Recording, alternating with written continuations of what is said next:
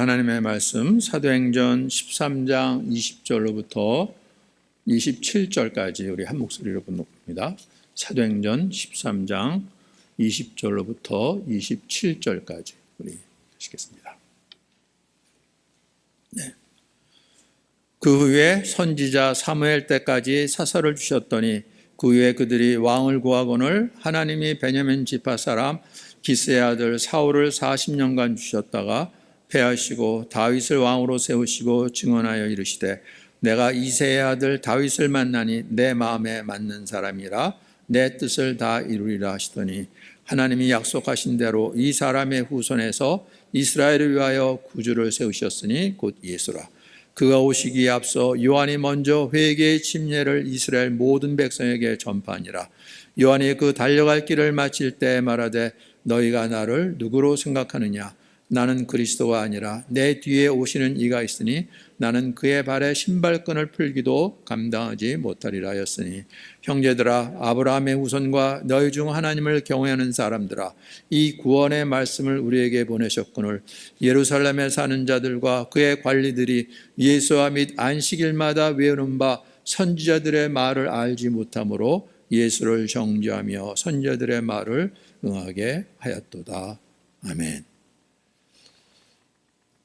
이 말씀은 바울과 그 일행이 그 비시디아 안디옥에 가서, 비시디아 안디옥이라고 하면 지금 트루키의 한 중앙 정도가 되죠.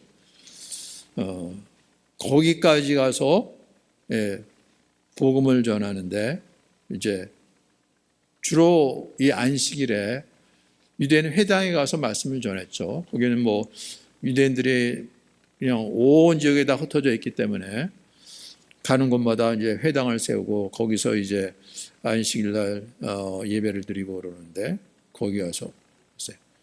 그리고 이 유대인들에는 하나 그 관습이 낯선 유대인들이 오면 하나님의 말씀을 그 사람이 하나님을 어떻게 알고 어떤 은혜를 받은지 전할 수 있는 기회를 줘요. 그래서 바울이라는 사람은 잘 모르더라도 유대인이고 또 하나님을 경외하는 사람이라 그러니까 이제 말씀을 기회를 줬던 거죠. 그런데 거기서 전혀 다른 말씀을 전했던 거죠. 그러니까 난리 났겠죠. 그런데 이제 하나님께서 어떻게 이스라엘 백성들을 세우고 애굽에서 종로로 됐었는데 어떻게 이끌어내셔서 하나님이 예비하신 땅에 들어가게 하고 그 땅을 감당하도록 하셨는지 그 역사를 쭉 얘기하는 거죠. 그건 뭐 이스라엘 백성들이 다 알고 있고 또 늘 그 역사 이야기를 하면 하나님이 이렇게 우리를 함께 하시고 도우시고 이 땅을 주셨는데 그런 마음이 있죠. 그래서 광야 40년 동안 인도하시는데 얼마나 그 이스라엘 백성들이 하나님의 말씀을 거스렸는지 그걸 다 참으시고 그리고 약속의 땅에 들어가게 하셔서 가나안 족속들을 다 멸하시고 그 땅을 차지하게 하신 것이 450년간이라고죠. 그리고 그것을 담당했던 여호수아도 이제 세상을 떠나고 그 후에 하나님께서 사사들을 세우셔갖고 사사들은 이스라엘 민족을 다 다스리는 것이 아니라 평소 때는 다 뭐 양치고 또 밭 갈고 그러다가 이제 일이 벌어지면 그 사사가 대표로 나서서 여러 지파 사람들 모으고 그래서 전쟁을 치르고 그 가나안 족속들을 물리치고 이런 식으로 했었던 거죠. 그런데 이 가나안 족속들이 끊임없이 그냥 기회를 엿보고 조금 뭔가 빈틈이 있으면 또 전투 싸움을 걸고 이랬던 거죠. 그러니까 나중에 이스라엘 백성들이 이렇게 갖고는 안 되겠다. 우리에게도 다른 나라처럼 왕을 세워달라고 그랬던 거죠. 그런데 하나님께서 이걸 기뻐하지 않으셨죠. 그러면 하나님이 진정한 왕인데, 그렇죠? 그런데 이스라엘 백성들이 구하니까 그래. 너희들이 구하는 왕이 어떤 왕인지 보여주겠다. 그래서 그들의 보기에 그럴듯한 이 사울 왕을 세우셨어요.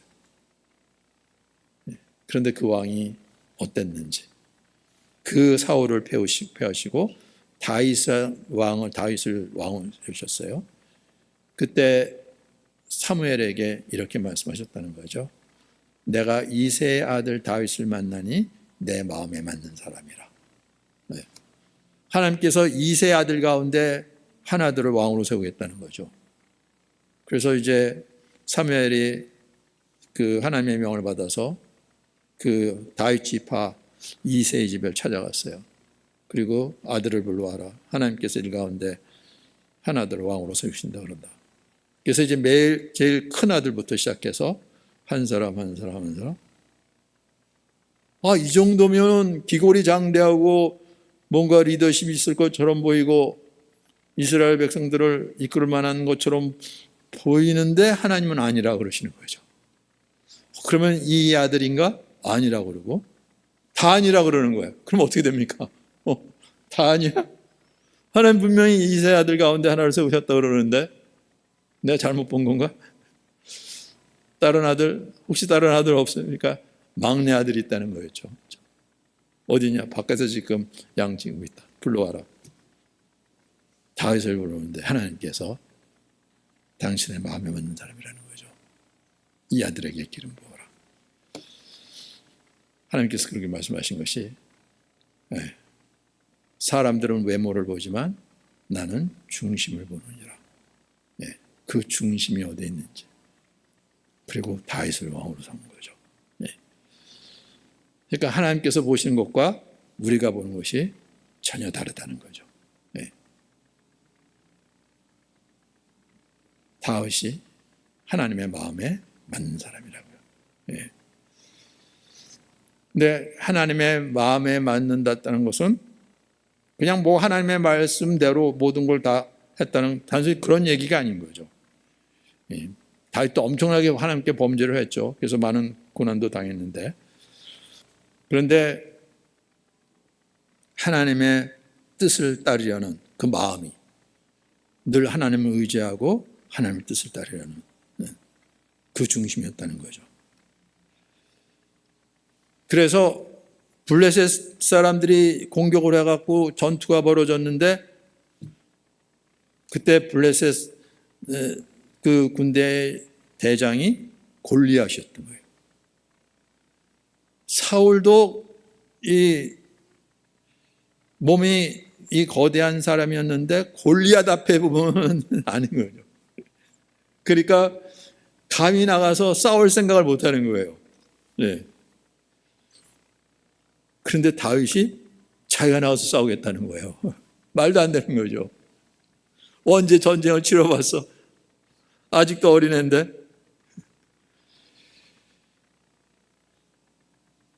근데 다윗이 뭐라고 고백하냐면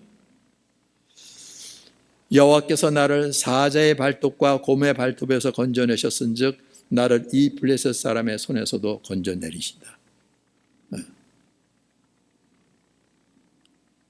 들에서 양치기 하는데 가끔가다 곰이나 사자가 나타나갖고 양들을 해치려고 그러는데 다윗이 나서서 그것들 물리쳤다는 거죠. 그것처럼 하나님께서 이 블레셋 사람의 손에서도 건져낼 거라고. 물론 하나님이시면 전능하시니까 할 수도 있겠지만 아니 싸움은 지금 뭐 이런 짐승들이랑 그랬지 전쟁에 가본 적이 없는 아이인데 그래서 사울도 마음에 안 됐는지 자기 군복을 벗어서 입히고 자기 창과 칼을 주고 근데 그게 맞겠습니까? 안 맞는 거죠. 그 거구의 갑옷과 그거를 입어보니까 안 맞아요. 그래서 난 이걸로 하지 않겠습니다. 내가 갖고 있는 것. 물맷돌 5개인 거예요. 그거 갖고 골리앗 앞에 선 거죠. 말이 안 되는 거예요. 그러니 골리앗이 이제 온갖 말로 조롱을 하죠. 그런데 다윗이 그때 뭐라 그러냐면 너는 칼과 창과 단창으로 내게 나오지만 나는 만군의 여호와의 이름 곧 내가 모욕하는 이스라엘 군대의 하나님의 이름으로 내게 나오노라. 이걸 하나님 기뻐하시는 거죠. 그렇죠? 네. 나는 연약한 존재예요. 내가 어떻게 죄를 이기고 세상을 이기고 이 땅의 권세를 이길 수가 있겠습니까? 그렇지만 나는 내가 모욕하는 이스라엘 군대 하나님 만군의 여호와의 이름으로 내가 나왔다. 이걸 하나님께서 기뻐하시는 거죠. 그렇죠? 예. 이 믿음을요. 그렇죠? 예. 그런데 골리앗 앞에서 물맷돌 5개로 했는데 거기서 골리앗을 넘어뜨리잖아요. 예. 하나님 이걸 기뻐하시는 거죠. 그리고 다윗은 늘 하나님께 기도하고 하나님의 뜻을 묻고 그 뜻을 따르려고 했어요. 늘 그 가나안 족속 중에서도 주로 이제 이 이스라엘 민족을 많이 괴롭혔던 것이 이 블레셋 사람들인데 블레셋 사람들이 또 쳐들어온 거죠. 그럼 당연히 나가서 전쟁하지 뭘 물어보기는. 그런데 늘 그런데도 하나님 앞에 엎드려서 기도했던 거죠. 내가 가서 이 블레셋 사람을 치리까. 분명히 이스라엘 공격하고 온 거예요. 그걸 물어봐 당연히 나가야지. 근데 물어봤다고요. 그렇죠? 예. 그리고 하나님의 응답을 받고 전쟁에 나갔어요. 예. 이걸 하나님께서 기쁘셨어요. 왕이 된 다음에도, 왕이 되기 전에도 그랬지만 이제 하나님께서 사울왕을 패하고 다윗을 왕으로 세우셨어요. 그럼 이제 왕이 그 권세로 그 대적들을 물리쳐야 되는 거죠. 또 블레셋 사람이 쳐들어왔어요. 그 다윗이 기름 부음을 받고 이스라엘 왕으로 등극했다. 이거 안 되겠다. 그래갖고 총력을 다해서 쳐들어왔는데 다윗은 여전히 하나님께 엎드려서 내가 블레셋 사람에게로 올라가리까 하나님께서 그들을 내 손에 넘기시겠습니까? 물어보고 네. 올라가라. 내가 반드시 블레셋 사람을 내 손에 넘기라. 그래서 전쟁에 나서 그럼 당연히 승리하는 거죠. 네. 그리고 이제 왕이 되기 전에 그 다윗이 이렇게 그 전쟁마다 나가서 승리하고 그런데 사울은 그 골리앗을 나가서 싸우지 못하고 뒤에서 피하고 그러니 사람들의 마음이 이제 이 다윗에게로 기울어지는 거죠. 그러니까 어떻게 됐습니까? 시기와 질투와 분노와 이게 끌어오는 거죠. 그래서 다윗을 죽이려고 쫓아다닌 거예요. 이게 기가 막힌 일이 벌어진 거예요. 하나님 이걸 다 드러내세요. 예. 그래서 다윗이 이 사울왕이 자기를 죽이려고 그러는 뜻을 확인을 하고 그때부터 이제 도망자의 삶을 사는 거죠. 소수 자기를 따르는 몇몇 군사들 데리고 이제 다윗왕을 그러니까 사울왕을 피하고 도망 다니는데 이게 보통 일이 아닌 거죠. 그렇죠? 예.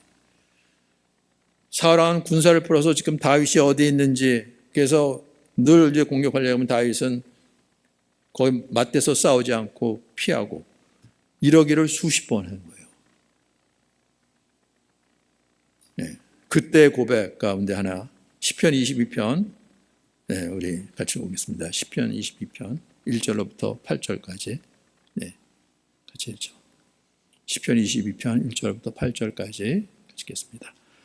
내 하나님이여 내 하나님이여 어찌 나를 버리셨나이까 어찌 나를 멀리하여 돕지 아니하시며 내 신음소리를 듣지 아니하시나이까 내 하나님이여 내가 낮에도 부르짖고 밤에도 잠잠하지 아니하오니 응답하지 아니시나이다. 이스라엘의 찬송 중에 계시는 주여 주는 거룩하시니이다. 우리 조상들이 주께 의뢰하고 의뢰하였으므로 그들을 건지셨나이다. 그들이 주께 부르짖어 구원을 얻고 주께 의뢰하여 수치를 당하지 아니하였나이다. 나는 벌레여 사람이 아니라 사람의 비방거리여 백성의 조롱거리니이다. 나를 보는 자는 다 나를 비웃으며 입술을 비추기고 머리를 흔들며 말하되 그가 여호와를 의탁하니 구원하실 걸 그를 기뻐하시니 건지실 걸 하나이다. 하나님이 나를 버리신 것처럼 그 고난 속에서. 그런데 블레셋 사람들이 쳐들어와요. 그럼 나가서 싸워야 되는 거예요, 또. 그럼 거기서 도망가면 나중에 왕이 될 텐데 백성들이 전에 블레셋 사람들이 왔을 때 도망갔던 다윗 아니야 이럴 거 아니에요. 그러니 블레셋 사람들이 오면 나가서 싸우면 자기 위치가 확인되죠. 다윗이 저기 있었구나. 또 밀고 하는 사람도 있었어요. 어떻게 하려는 거예요? 사람은 죽이려고 그러고 저기 오면 싸워야 되고 백성들은 자기 편이 돼야 되는데 거기서 또 밀고 하는 사람이 있고 그럼 거기서 또 도망가고 이런 고백이 나오는 거죠. 네. 14절로부터 19절까지 읽어보죠. 14절로부터 19절. 네. 나는 물같이 쏟아졌으며 내 모든 뼈는 어그러졌으며 내 마음은 밀랍 같아서 내 속에서 녹았으며 내 힘이 말라 질그릇 조각 같고 내 혀가 입천장에 붙었나이다. 주께서 또 나를 죽음의 진도 속에 두셨나이다. 개들이 나를 에워쌌으며 악한 무리가 나를 눌러 내 수족을 찔렀나이다. 내가 내 모든 뼈를 셀 수 있나이다. 그들이 나를 주목하여 보고 내 겉옷을 나누며 속옷을 제비뽑나이다. 여호와여 멀리하지 마옵소서. 나의 힘이시여 속히 나를 도우소서. 주님이 그 십자가의 고통 많지는 않겠지만 그것에 버금가는 고난 속에서 주님을 자꾸 부르짖는 거죠. 그런데 하나님의 말씀을 넘어서질 않는 거예요. 심지어는 또 블레셋 사람들이 그 다윗이 어디 있다는 것이 이제 드러났어요. 그래서 사울 왕한테 보고가 됐어요. 사울 왕이 3,000명을 데리고 이제 그 엔게디 광야에 있는 다윗을 잡으려고 왔어요. 그런데 다윗이 그 사울 왕이 왔다가 좀 쉬려고 했는지 굴 속에 들어가 있었어요. 그러한 보고가 들어온 거죠. 그래서 지금이 기회라고요. 그래서 다윗이 소수의 군사를 데리고 사울 왕이 쉬고 있는 그 자리에 들어가서 옷자락을 가만히 베어서 묶어 놨던 거예요. 잠들어 있을 때. 그런데 군사들은 이때가 귀하니까 죽이라 그러는데 여호와의 기름 부음 받은 자를 내가 치는 것은 하나님께서 금하시는 것이니 하나님의 기름 부은 자인데 내가 손을 댈 수 없다. 그리고 죽이지 않고 옷자락만 뱉고 나온 거예요. 그리고 나중에 이제 어느 거리가 떨어졌을 때 소리 질러갖고 내가 왕을 해야 할 기만이 없는 거. 그것도 왕을 죽일 기회가 있었지만 되지 않았다는 거죠. 왜 나를 죽도록 그렇게 미워하고 죽이려고 그러는지. 그러니까 오히려 사울 왕이 고백해. 맞다. 네가 옳다. 하나님이 너와 함께 하신다. 내가 왕이 될 거다. 사울 왕이 입으로 이 고백을 하게 하는 거예요. 그리고 이제 나중에 사울 왕이 블레셋과의 전투에서 이제 사망당하는 거. 그때 이제 백성들의 손에 의해서 이 다윗이 왕으로 등극하게 하죠. 모든 걸 하나님께 의탁하고 분명히 사울 왕을 죽일 기회가 있음에도 불구하고 하나님께서 세우신 것 내가 그걸 할 수 없다. 모든 걸 하나님께 의탁하고 하나님의 말씀을 넘어서지 않냐고. 하나님께서 기뻐하시는 거죠. 내 마음의 합한 자라는 거예요. 그런데 인간인지라 그렇게 영원히 무결하게 할 수가 없었던 거죠. 이제는 그 부하들도 이 전쟁에서 단련이 돼갖고 왕이 나가지 않아도 다 승리하는 거예요. 그러니까 일일이 왕이 전쟁터에 나가서 지휘하고 앞서서 이럴 일도 없어요. 그냥 군사들을 보내면 되는 거예요. 그래서 다윗은 이제 왕궁에 있고 그러다가 엄청난 죄를 범하죠. 충성스러운 부하의 아내를 범하는 이 죄를 범하고도 알지도 못했어요. 이 심각 얼마나 심각해졌는지 모르죠. 그래서 하나님께서 나단 선지자를 보내셔갖고 비유로 다른 이야기하는 것처럼 이런 일이 벌어졌는데 왕이 놀라는 거죠. 어떻게 그럴 수가 있냐. 이거 당장 처치해야지. 나단 선지자가 바로 당신입니다. 이 기가 막힌 거죠. 네. 그때 다윗이 고백하죠. 내가 하나님께 죄를 범했다. 네. 하나님 앞에 죄를 범했다는 거예요. 이 고백을 하는 거예요. 네. 그리고 쓴 시편이 있죠. 네. 우리 시편 51편 5절로부터 11절을 볼까요? 시편 51편 5절로부터 11절. 네. 시편 51편입니다. 네, 시편 51편 5절부터 11절. 내가 죄악 중에서 출생하였으며 어머니가 죄 중에서 나를 잉태하였나이다. 보소서 주께서는 중심이 진실함을 원하시오니 내게 지혜를 은밀히 가르치시리이다. 우슬초로 나를 정결하게 하소서. 내가 정하리이다. 나의 죄를 씻어주소서. 내가 눈보다 희리이다. 내가 즐겁고 기쁜 소리를 들려주시사 주께서 꺾으신 뼈들로 즐거워하게 하소서. 주의 얼굴을 내 죄에서 돌이키시고 내 모든 죄악을 지워주소서. 하나님이여 내 속에 정한 마음을 창조하시고 내 안에 정직한 영을 새롭게 하소서. 나를 주 앞에서 쫓아내지 마시며 주의 성령을 내게서 거두지 마소서. 14절. 하나님이여 나의 구원의 하나님이여 피 흘린 죄에서 나를 건지소서. 내 혀가 주의 의를 높이 노래하리이다. 주여 내 입술을 열어주소서. 내 입이 주를 찬송하여 전파하리이다. 주께서는 제사를 기뻐하지 아니하시나니 그렇지 아니하면 내가 드렸을 것이라. 주는 번제를 기뻐하지 아니하시나이다. 하나님이 구하시는 제사는 사한 심령이라. 하나님이여 상하고 통회하는 마음을 주께서 멸시하지 아니하시리이다. 주의 은택으로 시온의 선을 향하시고 예루살렘 성을 쌓으소서. 그때 주께서 의로운 제사와 번제와 온전한 번제를 기뻐하시리니 그때 그들이 수소를 주의 제단에 드리리이다. 이 놀라운 고백을 하는 거예요. 주께서는 제사를 기뻐하지 아니하신다고요. 그렇지 않으면 내가 드렸을 것이라. 이제는 왕이 됐어요. 왜 흠없는 짐승들을 고르지 못하겠습니까? 얼마든지 드리려면 드릴 수가 있죠. 그런데 주는 번제를 기뻐하지 아니하시나이다. 이 고백을 하는 거죠.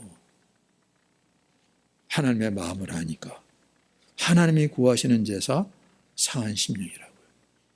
하나님이여 상하고 통회하는 마음을 주께서 멸시하지 아니하시리이다. 완전히 이거는 진짜 세상이 뒤집어지는 거예요. 다 그때까지 하나님 앞에 제사 드리는 걸 다 끝나는 거잖아요. 그렇죠? 여기서 사울과 다윗이 갈라져요. 사울은 어떻게 했는지. 사울은 하나님께서 그 사무엘을 통해서 말씀하셨어요. 아말렉 족속을 진멸하라고요. 이 아말렉 족속, 가나안 족속 중에서도 아주 악한 족속이죠. 하나님이 모세를 통해서 이스라엘 백성들 광야로 내올 때 처음 대적한 자도 아말렉 족속이고, 아말렉 족속 에서의 후손이에요. 예.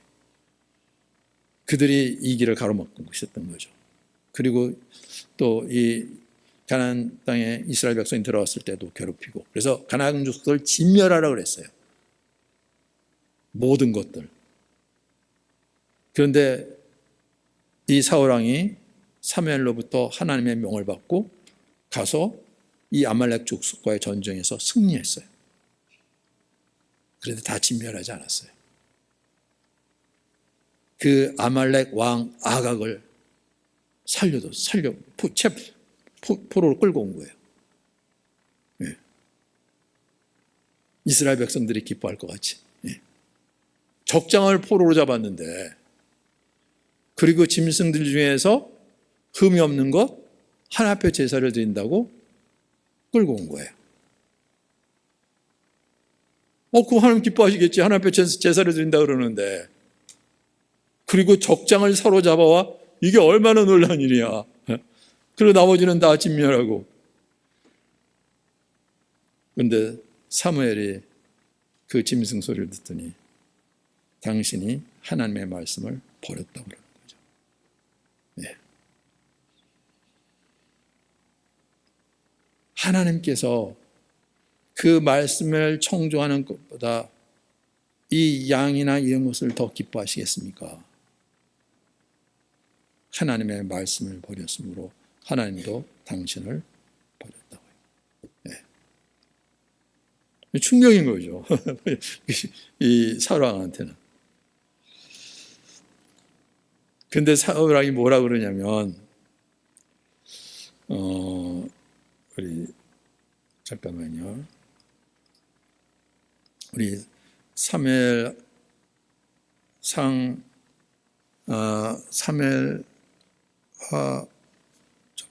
15장 한번 볼까요? 사무엘하 15장인가요? 아닌데 사무엘상인가요? 잠깐만.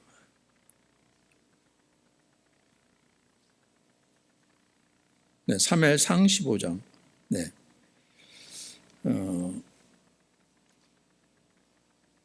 사무엘상 15장 24절로부터 30절까지 같이 보겠습니다. 네. 사울이 사무엘에게 이르되 내가 범죄한나이다. 내가 여호와의 명령과 당신의 말씀을 어긴 것은 내가 백성을 두려워하여 그들의 말을 청종하였음이니이다. 청하오니 지금 내 죄를 사하고 나와 함께 돌아가서 나로 하여금 여호와께 경배하게 하소서 하니 사무엘이 사울에게 이르되 나는 왕과 함께 돌아가지 아니하리니 이는 왕이 여호와의 말씀을 버렸으므로 여호와께서 왕을 버려 이스라엘 왕이 되지 못하게 하셨음이니이다 하고 사무엘이 가려고 돌아섰을 때 사울이 그의 겉옷자락을 붙잡음에 찢어진지라 사무엘이 그에게 이르되 여호와께서 오늘 이스라엘 나라를 왕에게서 떼어 왕보다 나은 왕의 이웃에게 주셨나이다. 이스라엘의 지존자는 거짓이나 변개함이 없으시니 그는 사람이 아니심으로 결코 번개하지 아니하심이니이다 하니 사울이 이르되 내가 범죄했을지라도 이제 청하옵나니 내 백성의 장로들 앞과 이스라엘 앞에서 나를 높이사 나와 함께 돌아가서 내가 당신의 하나님 여호와께 경배하게 하소서 하더라. 이에 사무엘이 돌이켜 사울을 따라가매 사울이 여호와께 경배하니라.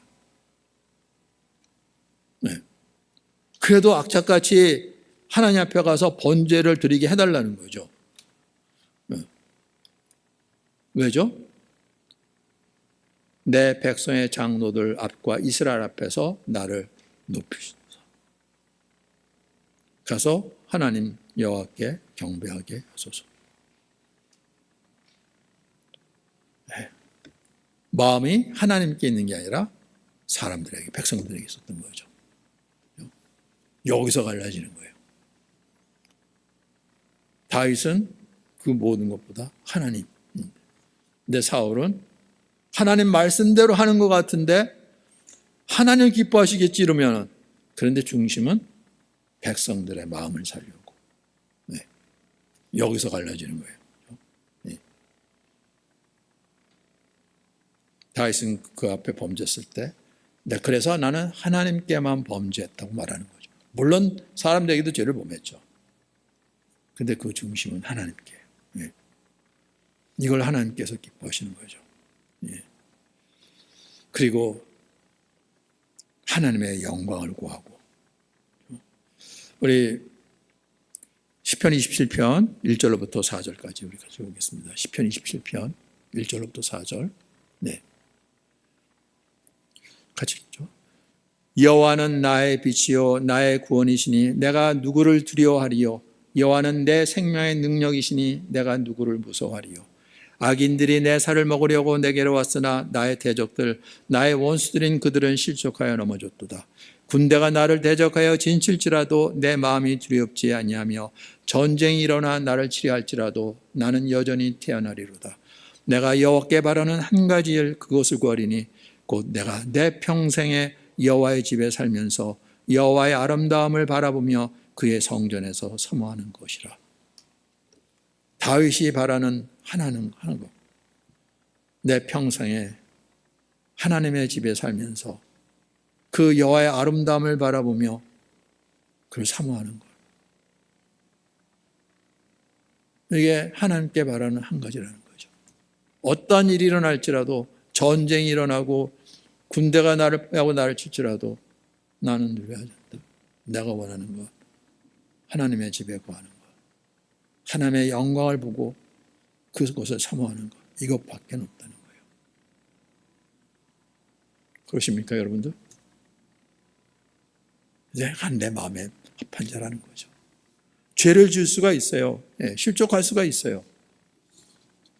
그런데 그게 문제가 아니라 그랬을 때 어떻게 회개하고 주님을 붙잡고 의지하는지.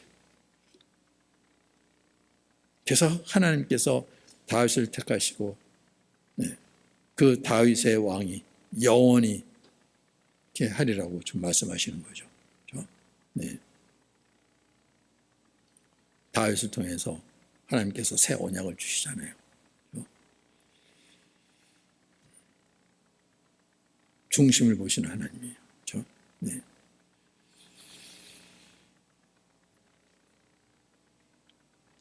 그리고 베드로나 또는 바울이 예수를 증거할 때 뭐라고 증거하는지, 오늘 아까 우리가 처음에 읽었던 본문은 바울이 그 안디옥에서 전했던 복음이죠. 하나님께서 어떻게 이스라엘 백성들을 이끄셨는지, 그리고 이세 아들 다윗을 만나는데 내 마음에 맞이라고 그러시고,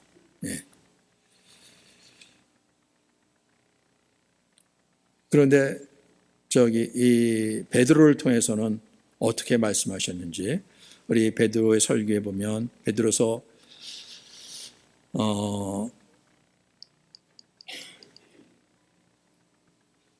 2장 23절로부터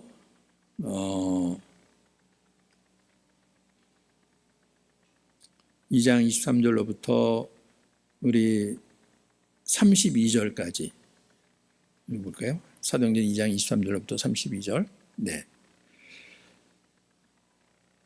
사도행전 2장 23절로부터 32절까지 우리 같이 읽겠습니다. 그가 하나님께서 정하신 뜻과 미리 아신 대로 내준 바 되었거늘 너희가 법 없는 자들의 손을 빌려 못 박아 죽였으니 하나님께서 그를 사망의 고통에 풀어 살리셨으니 이는 그가 사망에 매여 있을 수 없었습니다. 다윗이 그를 가리켜 이르되 내가 항상 내 앞에 계신 주를 배웠으며 나로 요동하지 않게 하기 위하여 그가 내 우편에 계시도다. 그러므로 내 마음이 기뻐하였고 내 혀도 즐거워하였으며 육체도 희망에 거하리니 이는 내 영혼을 음부에 버리지 아니하시며 주의 거룩한 자로 썩음을 당하게 하지 않게 하실 것이미로다. 주께서 생명의 길을 내게 보이셨으니 주 앞에서 내게 기쁨이 충만하게 하시로다 하였으므로 형제들아 내가 조상 다윗에 관하여 담대히 말할 수 있노니 다윗이 죽어 장사되어 금요가 오늘까지 우리 중에 있도다. 그는 선지자라 하나님이 이미 맹세하사 그 자손들 중에 한 사람을 그 위에 앉게 하리라 하심을 알고 미리 본 거로 그리스도의 부활을 말하되 그가 음부에 버림이 되지 않고 그의 육신의 썩음을 당하지 아니하시리라 하더니 이 예수를 하나님이 살리신지라 우리가 다 이래 증인이로다. 하나님이 오른손으로 예수를 높이심에 그가 약속하신 성령을 아버지께 받아서 너희가 보고 듣는 이것을 보여주셨느니라. 다윗은 하늘에 올라가지 못했으나 친히 말하여 가로되 주께서 내 주에게 말씀하시기를 내가 내 원수로 내 발등상이 되게 하기까지 너는 내 우편에 앉아있으리라 하셨다. 베드로가 설교하는데 다윗을 인용해서죠. 그렇죠? 그래요. 하나님의 마음에 합한 자예요. 그렇죠? 하나님께서 다윗의 삶을 통해서 그가 사모하는, 그가 바라보는 그 하나님이 어떠한 분이신지, 바로 자신을 구원하고 자신을 세워주고 이 나라를 온전케 하실 그분이 누구신지. 시편 16편 8절부터 11절까지 보겠습니다. 시편 16편 8절부터 11절.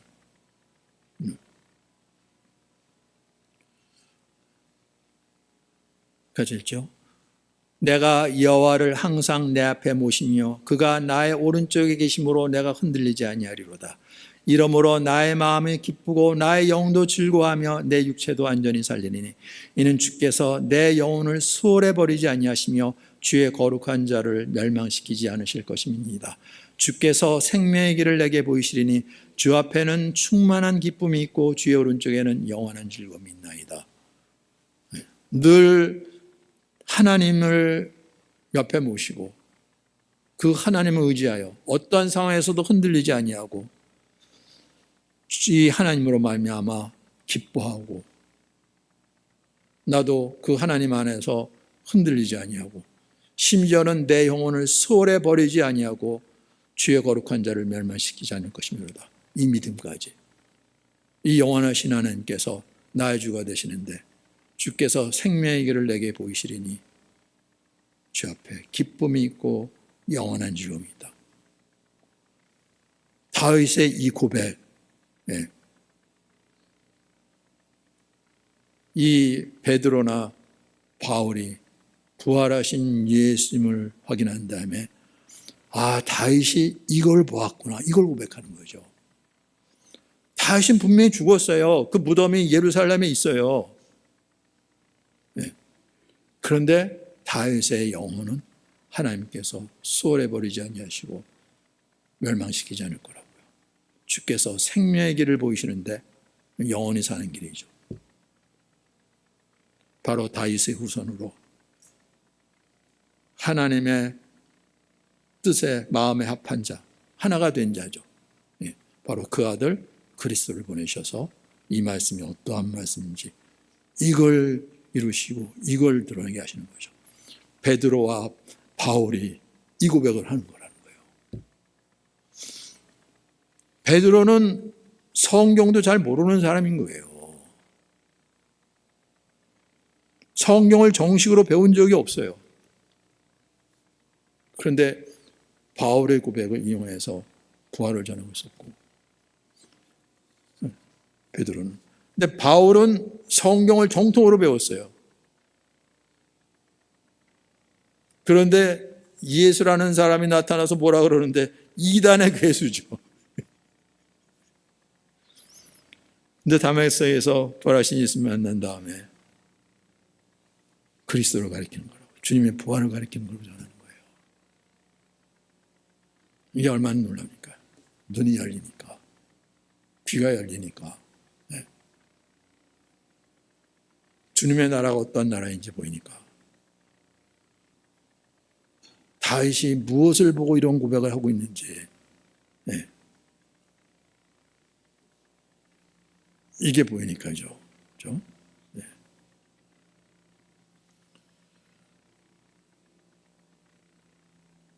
시편 110편에서도 우리 110편 1절, 2절, 3절, 4절까지 읽겠습니다. 시편 110편 1절부터 4절까지. 여호와께서 내 주에게 말씀하시기를 내가 내 원수를 내 발이 되게 할까지 너는 내 오른편에 앉아 있으라 하셨도다. 여호와께서 시온에서부터 주의 권능의 귀를 보내보시리니 주는 원수들 중에서 다스리소서. 주의 권능의 날에 주의 백성이 거룩한 옷을 입고 즐거이 헌신하니 새벽 이슬 같은 주의 청년들이 주께 나오는도다. 여호와는 맹세하고 변하지 아니하시리라. 이르시기를 너는 멜기세덱의 서열을 따라 영원한 제사장이라 하셨도다. 너가 누굽니까? 여호와께서 내 주에게 말씀하시기를. 다윗이 아닌 거예요. 그렇죠? 지금 다윗이 제3자 입장에서 하나님 아버지께서, 여호와께서 그 다윗의 주에게 말씀하시는 걸 전하는 거예요. 내가 내 원수들로 내 발판이 되기까지 너는 내 오른편에 앉아 있으라 하셨도다.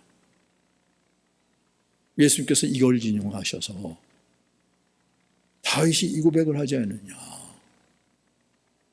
다윗이 주라고 고백을 했는데 어떻게 내가 다윗의 후손이 되겠느냐. 육신으로는 다윗의 후손으로 오셨죠.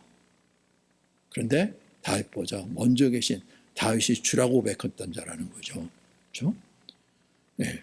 멜기세덱의 서열을 따라 영원한 제사장이라 하셨도다. 예수 그리스도를 가리키는 거죠. 영원한 왕이시며 영원한 제사장이시. 그래서 이 시편을 읽으면 진짜 놀랍게도 이게 다윗이 아니었어? 다윗이 주라고 그러는데 어떻게 다윗이 될 수 있어? 맞지? 네. 그리스도를 바라봤다는 거죠. 어떻게 해요? 마음이 하나님께 있으니까.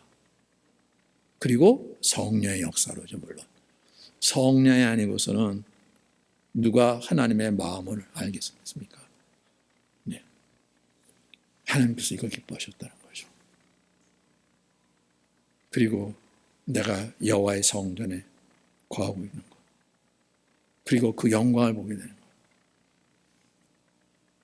그래서 다윗이 성전을 세우려고 그랬어요.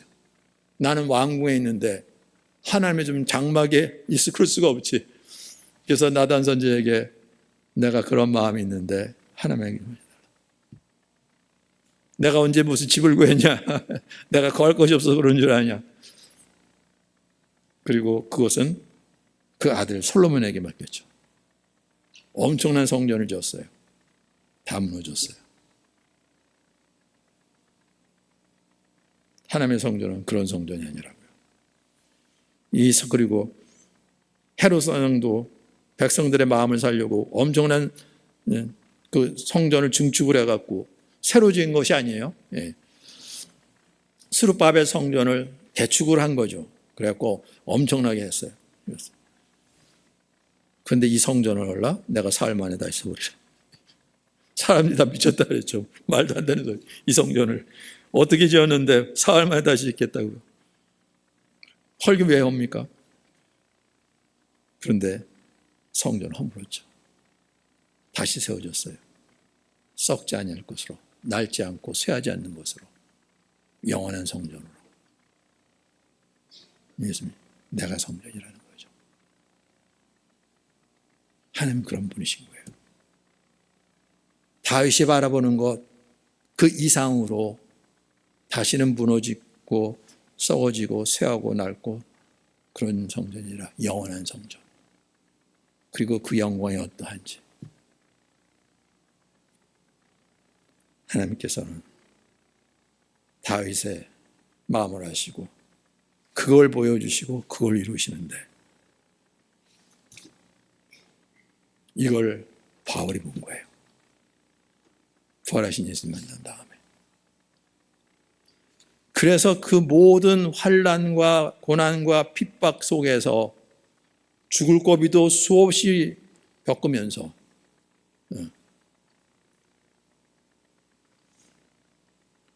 수없이 자지 못하고 먹지 못하고 줄이고 굶고 헐벗고 그러한 상황 속에서도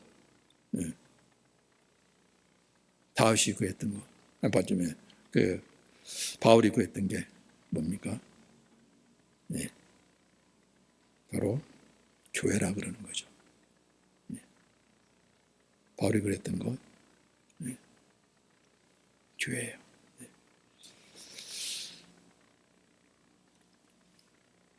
그것이 잠깐만 기다려 보세요. 우리 그 말씀을 우리 잠깐 읽어보면 좋을 것 같은데,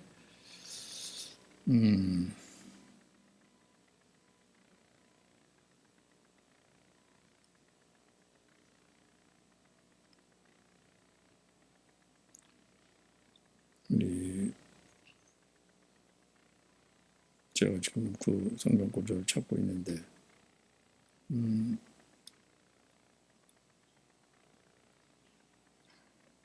네, 지금 제가 금방 찾지 못하겠네요. 네, 다윗이 그 모든 환난과 그 핍박 속에서도 그 고난 속에서도 마음에 두고 있는 것 뭐라 그랬죠? 교회라 그랬죠. 네, 교회가 어떤 공동체입니까? 주의 성전이라고요. 하나님께서 세우시려는 성전이 바로 예수 그리스도와 그를 통해서 세워지는 교회. 이게 성전이구나. 하나님께서는 다윗을 통해서 그걸 보여주시려고 그러셨구나. 그래서 바울이 내가 그리스도의 비밀을 깨달았다 그러는 거죠. 이방 죄인들도 함께 지체가 되고 상속자가 되고 하나가 되는 것. 한 주, 한 하나님을 안에서 하나님께서는 이걸 기뻐하시고 이 가운데 거하시며 이것을 성전으로 부르시는데 바로 교회라는 거죠. 주님의 몸으로 부르시는 바는 교회인 거예요. 그래서 내 마음에 합한 자라고 그러는 거예요. 하나님이 세우기를 원하시는 것은 그런 거죠.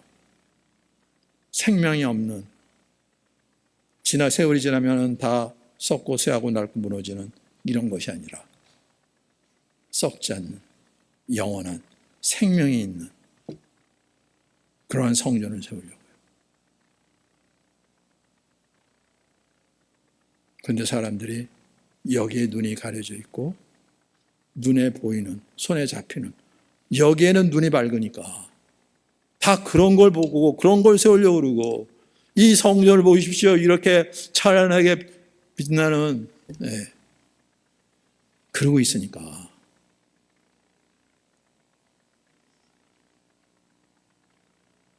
근데 문제는 교회도 그렇게 된다면 심각한 거죠. 구약 시대 때 뭐 성전은 그랬을지라도 이제 예수의 이름으로 세워진 교회라고 하면 안 그래야 될 텐데, 교회마저도 눈에 보이는 것에 묶이면 어떻게 되겠습니까? 이건 소망이 없는 거죠. 이거는 하나님을 기뻐하시는 것이 아니라 하나님을 대적하는 거라고요. 그러니까 뭐라고 그랬어요? 오늘 사도행전 끝에 보면 형제들아, 아브라함의 후손과 너희 중 하나님의 경외하는 사람들아, 이 구원의 말씀을 우리에게 보내셨거늘 예루살렘에 사는 자들과 그의 관리들이 예수와 그리고 안식일마다 외우는 그 선지자의 말을 알지 못, 안식일마다 회당에 모여서 하나님의 말씀 듣고 이걸 암송한다고요. 외우는 거죠. 이거 중요한 말씀. 하나님이 이렇게 말씀하셨다. 하나님 이런 분이시다. 그런데 그 말이 무슨 말인지 알지 못하고, 이게 기가 막힌 거죠. 그들이 이거 중요하다고 전했을 때, 이거 우리가 무슨 말인지 몰라도 이건 중요한 거니까 이거 왜 그렇게 했습니까? 이거 중요한 거로, 이건 하나님이 반드시 지켜야 되는 거로 말씀하셨는데, 그런데 그게 무슨 말인지 알지 못했다는 거죠. 그래서 어떻게 했어요? 하나님이 약속하신 대로 다윗성 가운데 이 백성들을 구원할 그리스도를 보내셨는데 예수를 정죄하여 이단의 괴수를. 그런데 놀랍게도 선지자들의 말을 응하게 하였도다는 거예요. 네, 이게 기가 막힌 거예요. 예수를 정죄하여 선지자의 말을 거역하였도다가 아니라 응하게 하였도다는 거죠. 하나님이 그걸 벌써 다 아시고 말씀하셨다고요. 하나님이 이 백성들을 어떻게 구원하실지, 그 구원자가 어떠한 분이신지, 그래서 어떤 성전을 세우기를 원하시는지, 이게 얼마나 놀라운 말입니까? 교회가 여기에 가려져 있으면 소망이 없어요. 아니, 예수님께서 오셔서 이루신 일이고 하나님께서 선지자를 통해서 오래전부터 말씀하신 그것이 이루어졌는데 아직도 여기가 가려져 있다고요? 그런데 안타깝게도 너무나 여기에 가려져 있는 거예요.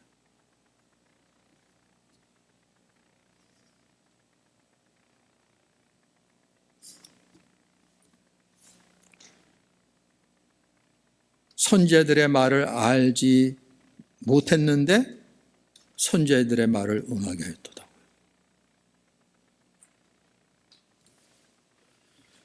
그러니 누가 하나님의 마음에 맞는 사람이고 하나님의 뜻을 알고 있는 사람이겠습니까? 바울이 이 고백을 하는 거죠. 성령으로 하지 아니하고서는 하나님의 생각, 하나님을 알 수 없고 행할 수 없다고요. 그래서 바울이 부활하신 예수를 만난 다음에 고백이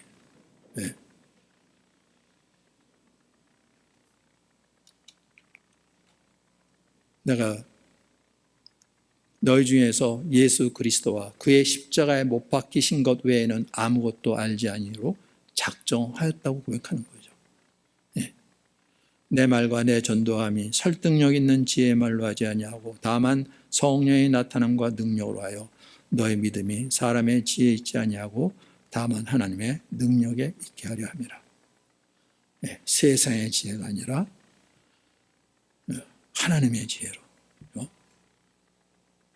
이 지혜, 이 세대의 통치자들이 한 사람도 알지 못했나니 만일 알았더라면 영광의 주를 십자가에 못 박지 아니하였으리라.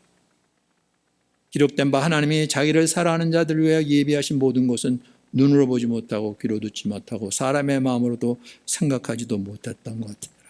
오직 하나님이 성령으로 이것을 우리에게 보이셨으니 성령은 모든 것, 곧 하나님의 깊은 것까지도 통달하시니라. 다윗도 이 은혜 가운데죠. 그렇죠? 네. 그래요. 오직 성령으로요.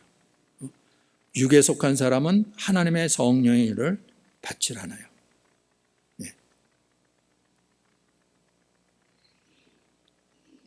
그래서 눈에 보이는 것, 여기에 힘을 쓰고 그걸 드러내기려고 그러고 그것을 기뻐하고 이러면 하나님도 기뻐할 것으로 생각하고 그래서 세상으로 달려가는 거죠. 이게 얼마나 심각한 일인지 몰라요. 문제는 교회까지도 이게 심각한 거죠.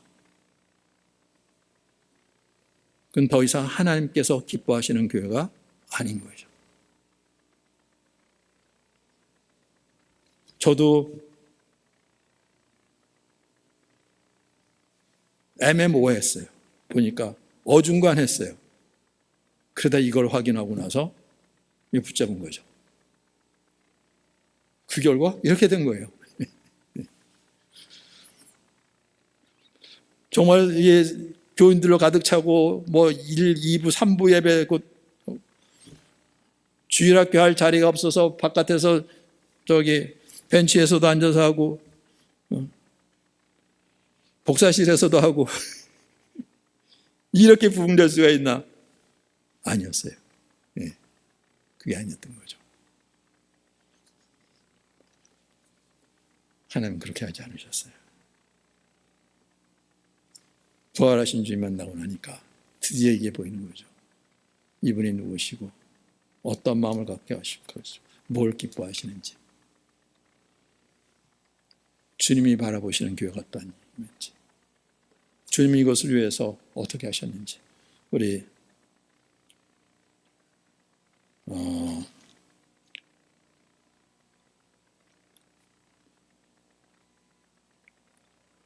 요한복음 17장 말씀 우리 읽고 우리 간증 듣고 마치겠습니다. 요한복음 17장 20절로부터 26절까지 마치겠습니다. 네. 내가 비옵는 것은 이 사람들만 위함이 아니요 또 그들의 말로 말미암아 나를 믿는 사람들도 위함이니 아버지여 아버지께서 내 안에 내가 아버지 안에 있는 것 같이 그들도 다 하나가 되어 우리 안에 있게 하사 세상으로 아버지께서 나를 보내신 것을 믿게 하옵소서. 내게 주신 영광을 내가 그들에게 주었사오니 이는 우리가 하나가 된 것 같이 그들도 하나가 되게 하려 함이니이다. 곧 내가 그들 안에 있고 아버지께서 내 안에 계시어 그들로 온전함을 이루어 하나가 되게 하려 함은 아버지께서 나를 보내신 것과 또 나를 사랑하신 것 같이 그들도 사랑하신 것을 세상으로 알게 하려 함이로소이다. 아버지여 내게 주신 자도 나 있는 곳에 나와 함께 있어 아버지께서 창세전부터 나를 사랑하심으로 내게 주신 나의 영광을 그들로 보게 하시기를 원하옵나이다. 의로우신 아버지여 세상의 아버지를 알지 못하여도 나는 아버지를 알았사옵고 그들도 아버지께서 나를 보내신 줄 알았사옵나이다. 내가 아버지의 이름을 그들에게 알게 하였고 또 알게 하리니 이는 나를 사랑하신 사랑이 그들 안에 있고 나도 그들 안에 있게 하려 함이니이다. 그들이 누군가요? 네. 예수님께서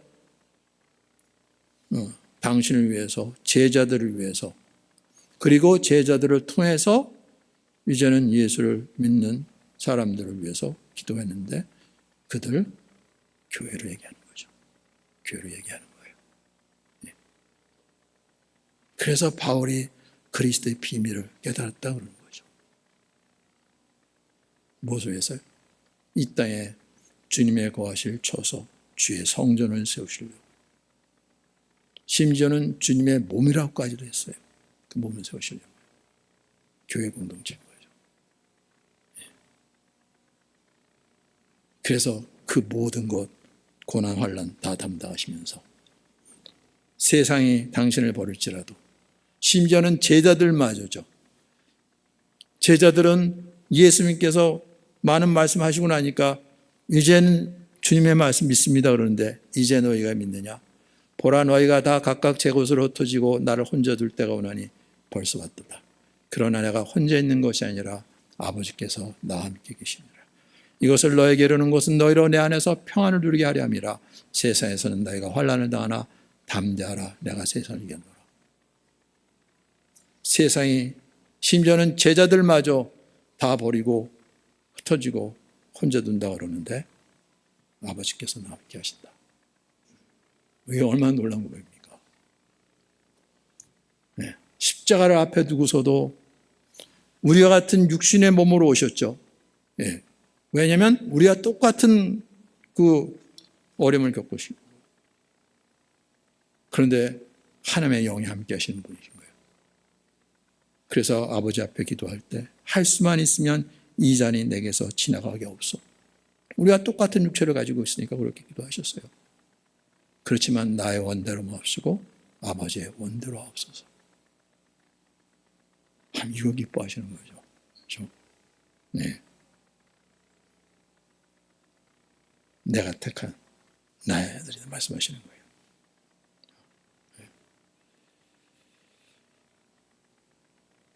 베드로는 뭐라 그랬습니까? 예수님 이거 다 아시고 오늘 밤에 너희가 다 나를 버리라. 모두 주를 버릴지라도 나는 결코 버리지 않겠습니다. 내가 진실로 진실로 너에게 이르노니 오늘 밤 닭울기 전에 내가 3번 나를 부인하리라. 내가 주와 함께 죽일지언정 주를 부인하지 않겠습니다. 그런데 왜 졸고 있냐? 네. 네. 주님은 땀방울이 핏방울이 되도록 기도하시는데, 네.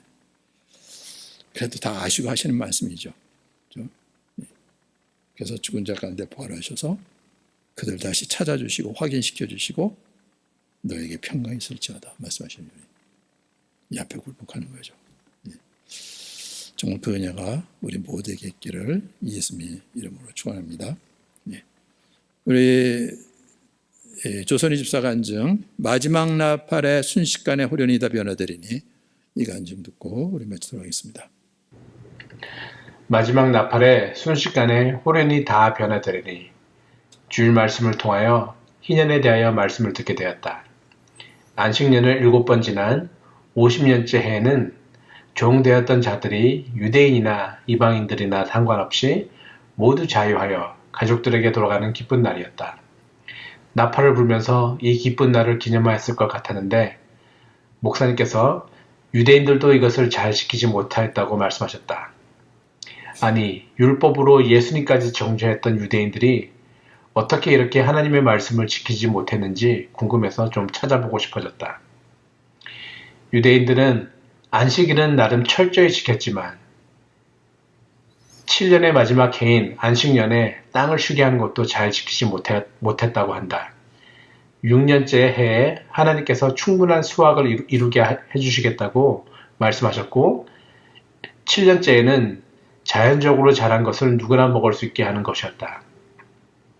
하나님을 잘 믿고 율법을 잘 지키는 것 같다가도 먹고 사는 문제가 달린 상황에서 하나님을 믿지 못하는 것이었다.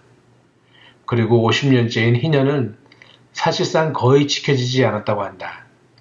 땅을 주인에게 돌려주고 종을 해방시켜주는 제도인데 아무리 열심히 신앙생활을 하는 것 같아도 이렇게 자기 재물과 소유를 이렇게 포기하는 것은 어려웠던 것 같다. 믿음과 현실 사이에 거리가 있는 문제는 요즘 시대만의 문제가 아닌 것 같았다. 그러나 하나님께서 이 모든 것을 통하여 보여주시는 것은 마지막 나팔이 불면서 죽은 자들을 깨우시는 마지막 때의 모습이다. 고린도전서 15장 51절 52절. 보라, 내가 너에게 비밀을 말하노니 우리가 다 잠잘 것이 아니요 마지막 나팔에 순식간에 호련히 다 변화되리니 나팔 소리가 나매 죽은 자들이 썩지 아니할 것으로 다시 살아나고 우리도 변화되리라. 예수님께서 먼저 이루시고 말씀하셨던 신령한 몸으로 부활하는 것이 이루어지는 것이다. 이 날이 어떤 이들에게는 주님과 영원히 함께하는 완전한 구원의 날이고 어떤 이들에게는 심판의 날인 것이다. 우리 인생을 살면서 이 날을 기대하고 믿음으로 살 수도 있고 이 땅의 것을 조금이라도 더 얻기 위하여 발버둥 치면서 살 수 있다. 사실 이 땅에서의 큰 성공은 너무나도 우리 눈에 크게 보여서 우리 마음을 송두리째 빼앗아가는 모습을 내 주위에서도 보았다. 그렇게 마음을 다 빼앗겨서 주님을 바라보지 못하는 모습은 복이 아니라 저주가 되는 것이다. 그러나 오히려 세상에서 모든 것을 다 이뤄도 우리의 소망이 주님 안에 있다면 그것이 복받은 인생인 것을 다시 알게 된다. 주일날 들은 진 집사님의 간증처럼 부활이 실제가 되지 않으면, 영원한 나라가 실제가 되지 않으면 교회를 섬기고 주님을 섬기는 모습들이 얼마나 불쌍한 모습처럼 보였을까. 우리 아버지도 주일날만 교회 가면 되는데 교회를 자주 가는 어머니와 나를 좋게 봐주시지 않으셨다. 믿지 않던 시절에 진 집사님도 그랬던 것이다. 그러나 예수님의 부활이 실제가 되고 또 영원한 나라가 실제가 되면 모든 것이 바뀐다. 그리고 예수님과 사랑에 빠지면 더욱 바뀐다. 우리가 천국의 상급을 쌓기 위해서 이 땅에서 고생하는 것이 아니다. 우리가 받은 은혜가 너무 커서 감사의 반응으로, 사랑의 반응으로 예배 자리로 나아가고 기쁨으로 주님과 교회를 섬기게 되는 것이다. 이 간증을 쓰면서도 하나님의 은혜를 다시 생각해보고 나를 불러주시는 주님의 사랑을 생각해본다. 세상에서는 실력이 처지거나 때로는 병들거나 나이 들면 더 힘있고 젊은 사람들에게 밀려나기도 한다. 나도 나이가 들면서 세상을 바라보면 이 세상이 만만치 않음에 두려운 생각이 들기도 한다. 그러나 아무것도 부족한 것이 없으신 하나님께서 이런 나를 쓸만하다고 주님의 일에 참여시켜 주시는 것이 너무나도 큰 은혜임을 알게 하신다. 주님과 교회를 섬기는 사역에 참여시켜 주시니 이 얼마나 큰 영광인가 알게 하신다. 마지막 나팔이 불 때, 사랑하는 우리 예수님 앞에 서게 될 때, 그날이 심판의 날이 아니라 우리가 그토록 기대하고 바랬던 가장 기쁜 날이 되게 하실 것이다. 우리의 병들고 약한 몸이 아니라 신령한 몸으로 다시 세워줄 때 오직 감사함으로 주를 경배하며 찬양하게 하실 것을 믿는다. 그날이 있기에, 그 약속이 있기에 오늘도 주님은 믿음으로 서서 살아가게 하시니 오직 할렐루야로 주를 찬양하게 하신다. 아멘. 네, 마지막 나팔에 순식간에 호련이 다 변한다고요. 마지막 나팔이라고 했어요. 네. 그 양 뿔로 만든 나팔 소리. 예, 안식년 때 부는 거 하고 안식년이 7번 지나서 50년째 희년이 되는 거. 예. 안식년이면 주로 빚을 진 사람들 어떻게 갚아야 되는데 갚을 수 없으면 몸으로 때우는 거죠. 대신 때 품삯을 대신하겠습니다. 그런데 안식년이 되면 무조건 자유인이죠. 예. 유대인들에게서요. 이방인들은 아니었어요. 예. 그리고 안식년이 되면 땅도 안식할 수 있도록 씨 뿌리고 경작하지 않고 그냥 내버려 두는 거예요. 예. 아니, 안식년이 되면 그냥 내보내야 돼? 아직 빚이 남아있는데도 밭을 내버려 둔다고 1년 동안 경작해서 소득이 있어야지, 추수한 게 있어야지 그 다음에 염려 마라 다 2년 먹을지 그 전에 해줄게. 정말로? 그리고 내버려 두면 밭이 엉망이 되는데 잡초들 자라고 안 되는 거예요. 안 되는 거예요. 그런데 안식년을 7번 지나서 희년 50년째, 그러면 마지막 7번째 안식년도 쉬고 그 다음에는 희년이라서 또 쉬고 2년을 해야 되는 거죠. 그러니까 그 전에 그 다음에 이제 또 씨 뿌리고 경작해서 그 다음에 이제 추수할 때까지 3년을 기다려야 되는 거죠. 이해 되겠습니까? 그거 지켰다는 말이 없어요. 그냥 절기마저도 나중에 아니 성경책이 어디에 구석에 있는 걸 제사장이 갖고 왔고 여기 성경책이 있었는데 절기가 이렇다고? 근데 우리 하나도 못 지켰네? 이러고 있었으니까 겨우 안식일 지키고 뭐 하나 좀 가끔가다 어쩌다가 지켰던 것이 6월절 좀 지키고 그랬던 거지. 그러면서 철저하게 뭐 말씀대로라고요. 네. 희년이요? 근데 하나님께서 이걸 이루시는 거예요. 이 희년. 예수님께서 그 나사렛 회당에 가서 이 말씀을 전하셨어요. 이사야의 말씀. 우리 이사야서 누가복음 4장 16절에서부터 19절까지 우리 같이 보겠습니다. 누가복음 4장 16절부터 19절. 16절부터 읽겠습니다.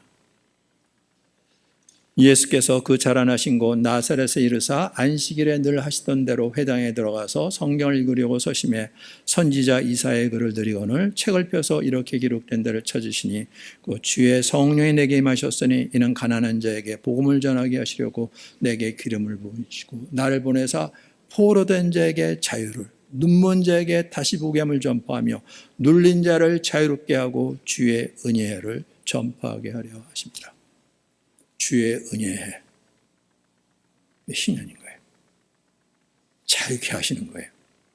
눌린 자를 자유케, 포로된 자에게 자유를. 그냥 경제적으로 가난한 사람으로 끝나는 게 아니라 이 사람 자유케 한 정도 아니라 죄에 눌린 자, 이 세상 권세의 종노릇하는 자, 죽음을 두려워 일생에 매여 종노릇하는 자들. 근데 우리와 똑같이 혈과 육으로 오셔서 그걸 경험하셨어요. 그렇지 않으면 당신은 그러니까 그렇지 우리 사정 모르지 우리는 이런데 그럴까 봐 우리가 똑같은 혈과 육을 가지고 오셨어요. 근데 다른 것은 하나님의 영으로 이 죽음의 권세 아래 들어가시고 그걸 깨트리시고 부활하셔서 이루신 거죠. 이는 자유다. 너에게 평강이 있을지어다. 우리가 지은 빚이 얼마나 많은지 관계없어요. 그 모든 것들 다 탕감하시고 주님의 그 십자가의 대속으로 그리고 주의 은혜를 선포하는 거죠. 새 하늘과 새 땅을 열어주시는 거예요. 그래서 어떤 학자들은 이 마지막 나팔소리 우주적인 희년이라고요. 온 세상에 희년을 선포하는 거죠. 앞으로는 영원히 종노릇할 일이 없다. 이제는 영원한 자유다.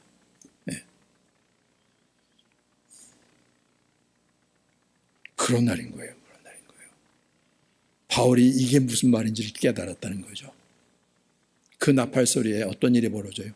죽은 자들이 썩지 않을 것으로 다시 살아난다는 거예요.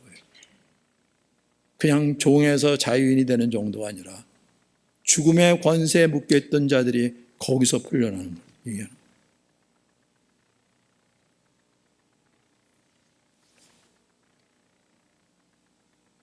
그런데 이단의 괴수였다고 하는 거죠.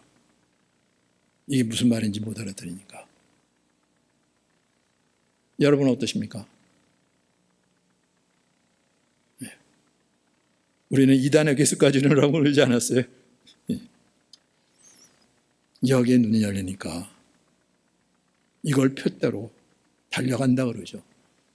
내가 여태까지 내게 유익하던 것, 유익했던 것이 아니라 그것이 유익하다고 생각하고 붙잡고 있는 동안 그리스도를 놓쳤다는 거죠. 보니까 결국 내한테 유익했던 것이 아니라 나한테 해가 됐던 거라는 거예요. 그렇게 바뀌어지는 거예요, 사람이. 예. 복음은 그런 복음이라고요. 그래서 천국 복음이라 그러는 거예요. 이 세상 복음이 아니라 하나님 나라의 복음이라고요.